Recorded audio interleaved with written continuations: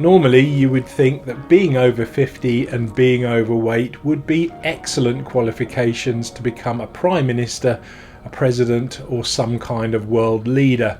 But I've decided that I don't quite have the hairstyle for it, so I've gone down an equally unlikely route and become a cyclist.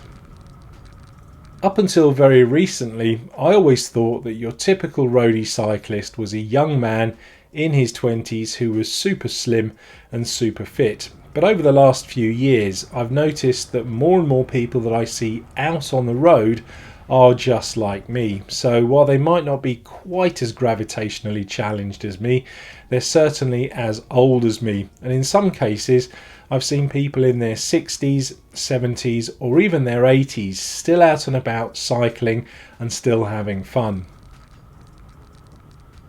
So yes, I am over 50 and overweight, and that raises the obvious question, why do I cycle? Well, many people cycle for many different reasons. Transport, fitness and fun being the three biggies. Having said that though, I'll admit now that I don't generally ride for transport. Firstly, I don't have a daily commute, and even if I did, I'd have to take far too much stuff along with me to make it practical.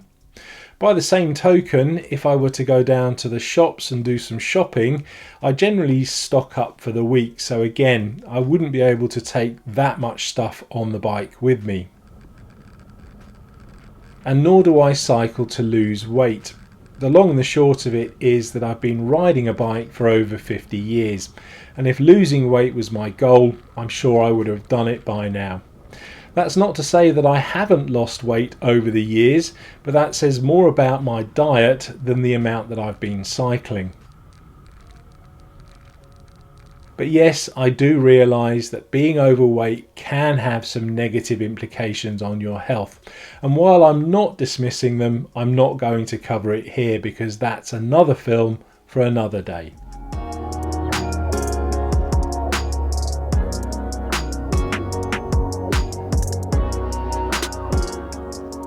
So having just spent the first few minutes of this vlog saying why I don't cycle, let's now talk about some of the reasons why I do cycle.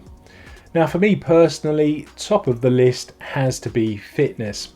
There's no denying that going out on your bike for 2 or 3 hours and getting your heart, legs and lungs working can be an incredible benefit for your cardiovascular system. I may well be overweight, but I would also say that thanks to cycling, I'm also fairly fit. One of the issues that we face these days is adults just not getting enough exercise. Many people recommend that you should go out and do at least 30 minutes a day of cardiovascular exercise. And if you can do that, you reduce your risk of heart disease by up to 70%. When you cycle in higher gears, cycling is also a great way to get some resistance exercise, and that way you'll strengthen your muscles and your bones. And just as important as our physical health these days is our mental health. And obviously going out on the bike, being in the fresh air and just having fun is a great way to improve your mental health.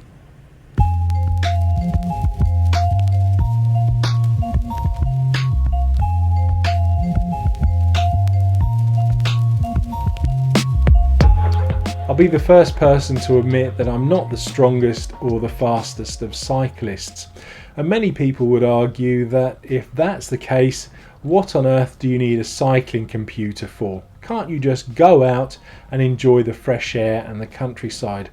Well, yes, I can, but I'm also a bit techie, so I do like having all of the gadgets.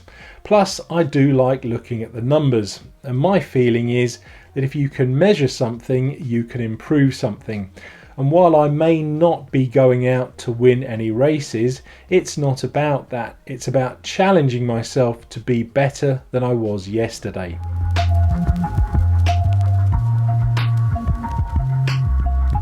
As I said earlier, I've been riding a bike now in one form or another for about 50 years.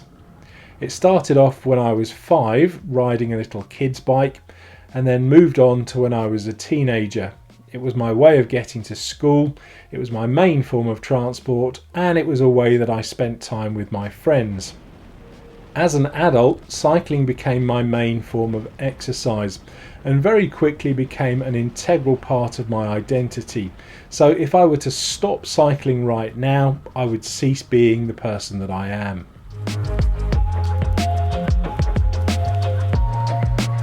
Above all though, cycling is just great fun.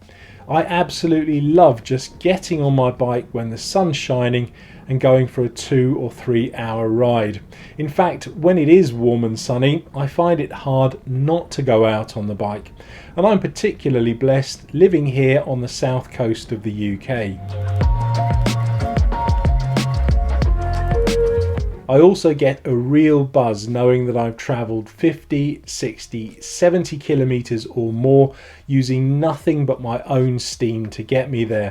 And I absolutely love the sense of achievement when I've got to the top of a particularly difficult climb.